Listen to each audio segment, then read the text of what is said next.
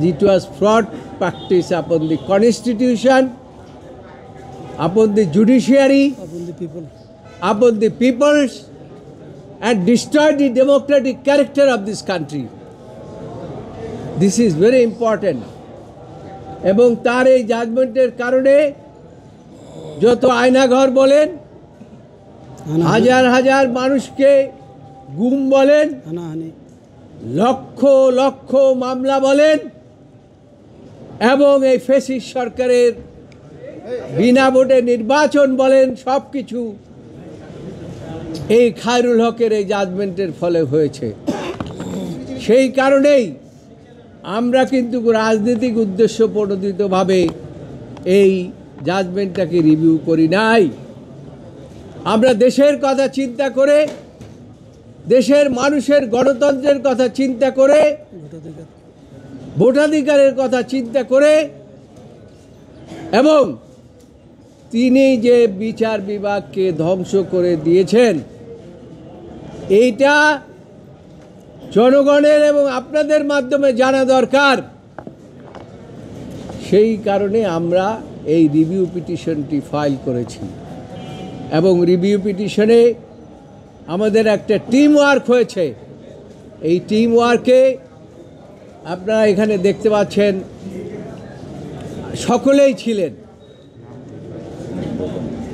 এবং সকলেই উপস্থিত ছিলেন। তার কারণ হলো সকলের মধ্যেই একটা অ্যাংজাইটি কাজ করেছে। কি অ্যাংজাইটি সেটা?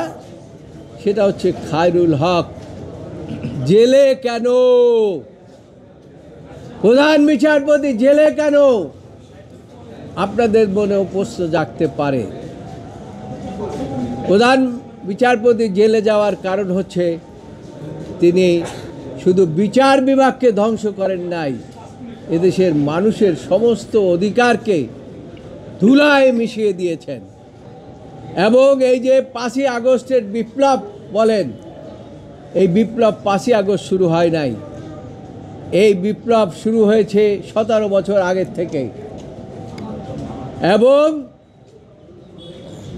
এই বিপ্লবের কারণেই শেখ হাসিনা আরও দীর্ঘদিন ক্ষমতায় থাকার জন্য তিনি চেষ্টা করেছিলেন।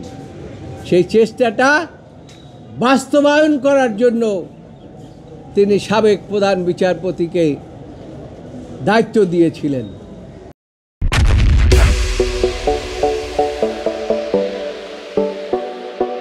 যে বিচার বিভাগ ধ্বংস করে দেন, মানুষের অধিকার খর্ব করে দেন, এবং অ্যাকর্ডিংলি এই জাজমেন্টটা তিনি দিয়েছেন। এবং এই জাজমেন্টের ফলে দেশের সমস্ত বিচার ব্যবস্থা ভেঙে পড়েছে, সমস্ত মানুষের অধিকার খর্ব হয়েছে। এই জন্য আমরা গিয়েছি আপিল বিভাগ, অনেকগুলো প্রশ্ন করেছেন আমাদেরকে, প্রত্যেকটি প্রশ্নের জবাব দেওয়া হয়েছে আমাদের পক্ষ থেকে। এবং যারা বদিউল আলম মজুমদারের আইনজীবী, তিনিও একই, অন্যান্য পিটিশনার যারা ছিলেন 5টা পিটিশন, প্রত্যেকের পক্ষ থেকেই আমরা একই ধরনের আর্গুমেন্ট করেছি। এবং আমরা বলেছি যে জাজমেন্ট আইনের চোখে চলতে পারে না।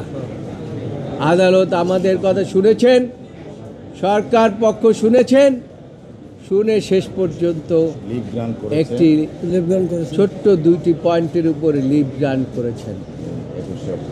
এবং এই লিভটা খুব শর্ট টাইমের জন্য দিয়েছেন, এবং বলেছেন যে পেপার বুক ডিসপেন্স উইথ, এবং আগামী 21শে অক্টোবর টপ আইটেম হিসাবে এই আপিলটি শুনানি হবে। এবং আমরা মনে করি ওই দিন শুনানির পরে এই জাজমেন্টটি সেট হয়ে যাবে ইনশাআল্লাহ। আমরা আমাদের যে রিভিউ পিটিশনটা মাননীয় আদালত অ্যালাউ করবেন, এবং অ্যালাউ করলে মানুষ আবার তাদের অধিকার ফিরে পাবে। যদিও ইতিমধ্যে ফ্যাসিস্ট পালিয়ে গিয়েছেন, তারপরেও বিচার হবে। কেন বিচার হবে? ক্রিমিনাল প্রসিডিউর কোড অনুসারে এইটা অলসো ক্রিমিনাল অফেন্স অলসো, এবং সেই কারণে খায়রুল হকের বিরুদ্ধে আমরা সেই ধারাগুলো চিন্তা করে আমরা পরবর্তীতে আরও মামলা তার বিরুদ্ধে হওয়ার সম্ভাবনা আছে এবং হবে এই ফ্রড প্র্যাকটিসের কারণে। আদালতও এই বিষয়টি কনসিডারেশনে নেবেন বলে আমরা মনে করি।